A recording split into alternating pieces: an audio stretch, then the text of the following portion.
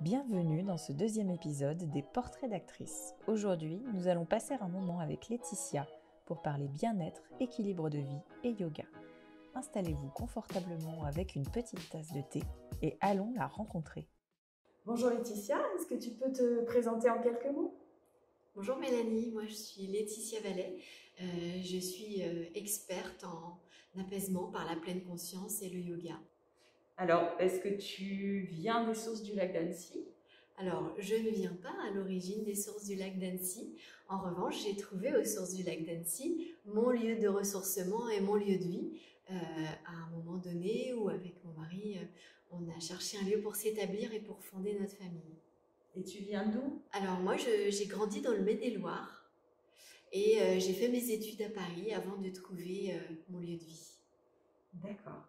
Concrètement, quelle discipline tu enseignes au sein de Yoga Mainda, entre autres ?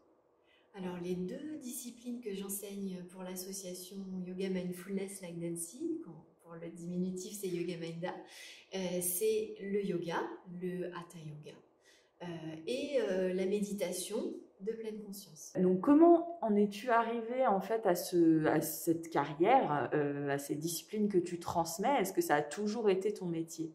Alors, ça n'a pas toujours été mon métier, c'est assez récent, c'est une reconversion ou plutôt une nouvelle corde à mon arc puisque j'étais déjà dans la formation professionnelle, donc la transmission, c'est ça mon métier, c'est le fil rouge de mon parcours professionnel.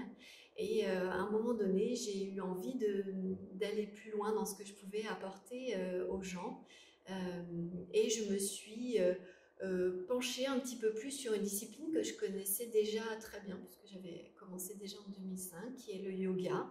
Et donc j'ai approfondi ma pratique du yoga et je me suis engagée dans une formation à 500 heures. Donc c'est quand même une formation assez poussée. Il faut savoir qu'en yoga, on n'est pas du tout obligé en fait d'être diplômé.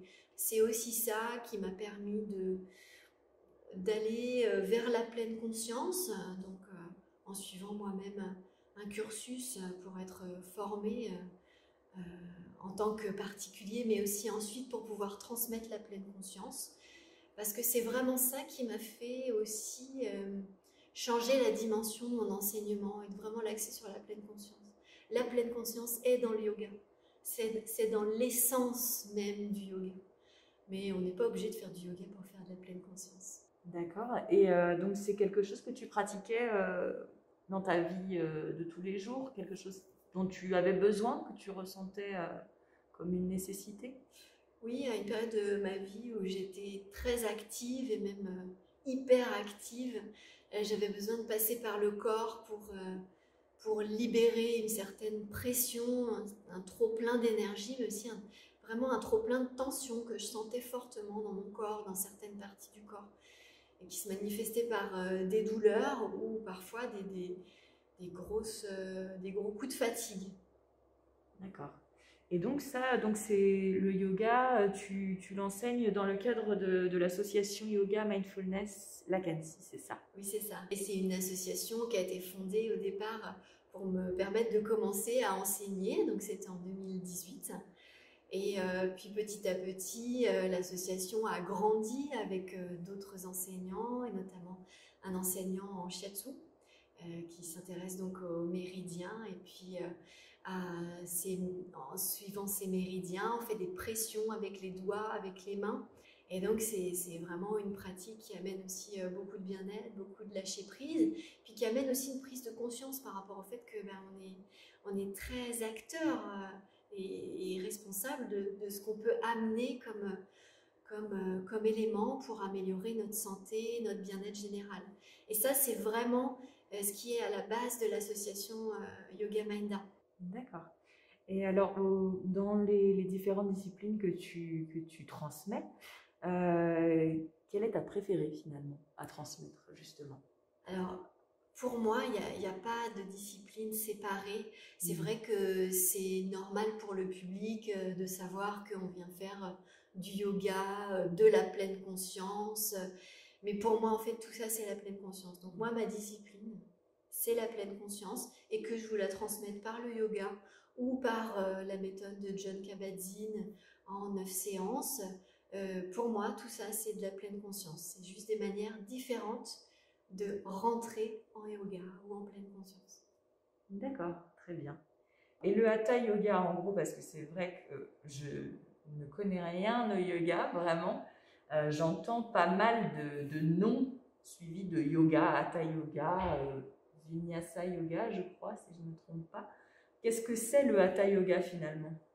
Alors, le Hatha Yoga, c'est le yoga dans sa forme la plus traditionnelle. À partir du Hatha Yoga, ont été déclinées différentes lignées de yoga avec des accents mis particulièrement sur tel ou tel aspect. Donc, par exemple, le Vinyasa Yoga, ce sont uniquement des enchaînements en fait. On travaille en prenant des postures de Hatha et en les enchaînant, parfois même en musique. Alors, il y a beaucoup d'autres lignées, hein. Il y a le Kundalini. Enfin, en fait, je pourrais même pas partir dans des explications tellement il y a de types de yoga, mais en tout cas, un yoga, ce sont simplement des postures destinées à travailler la circulation énergétique dans le corps, et on cherche en faisant ça l'apaisement du mental pour être complètement centré. Donc, quelle que soit la pratique, ce qui est important de savoir, c'est que le yoga n'est pas un sport, même s'il allie une pratique corporelle. Ce qu'on cherche surtout, en fait, c'est à être présent. Laetitia nous a parlé de son activité au sein de l'association Yoga Minda, mais elle a voulu aller plus loin dans la transmission du bien-être en créant la structure Tempo Bien-être dont elle va nous parler maintenant. C'est une marque qui permet de retrouver sous un seul site, tempobienêtre.fr, toutes mes activités qui s'adressent aux particuliers et notamment les cours privés, l'accompagnement pour trouver votre équilibre, retrouver ou installer une qualité de vie. J'organise aussi des stages sous forme de week-end. Vous retrouvez des activités d'oxygénation. On va souvent dans la nature puisque je propose ces stages dans des lieux vraiment exceptionnels, hein, dans le secteur des sources du lac. Voilà, ce qui favorise le ressourcement. Ce sont vraiment des coups de cœur. Je ne propose que des stages d'exception.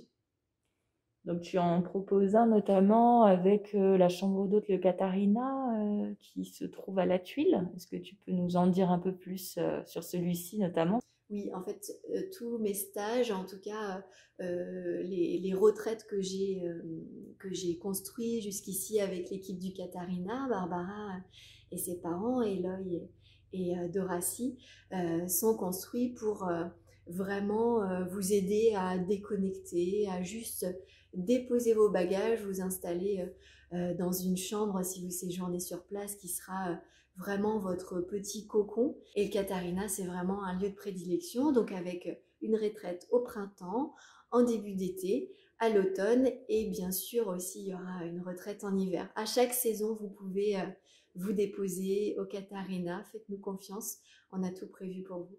Merci beaucoup Laetitia pour ce petit moment passé ensemble et n'hésitez pas à tester les différentes activités, les différents programmes proposés par Yoga Minda, par Tempo Bien-être. Vous ne le regretterez pas. À bientôt. Merci Mélanie. Ça vous a plu? Vous en voulez encore?